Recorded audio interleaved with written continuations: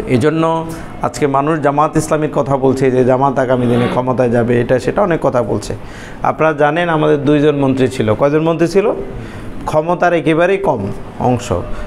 সব মন্ত্রী সব এমপিদের দুর্নীতির কিন্তু খোঁজখবর পাওয়া গেছে, কিন্তু জামাত ইসলামী নেতৃবৃন্দের ব্যাপারে কোনো ধরনের দুর্নীতি তারা পায়নি।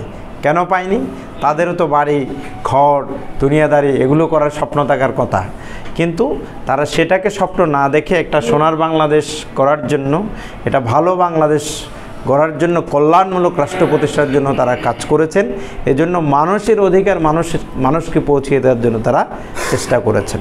তো সামনের দিনে জামাত ইসলামীর এই মিশন, এই ভিশন, এই চেষ্টা চলবে। সামনে ইলেকশন আসবে না? তো এই সময় আমরা কে ভালো কে খারাপ এটা বিবেচনার বুদ্ধি আমাদের আছে না? আমরা বিগত বছরগুলোতে আমরা দিতে পারি নাই, সেই আমাদের ম্যান্ডেট।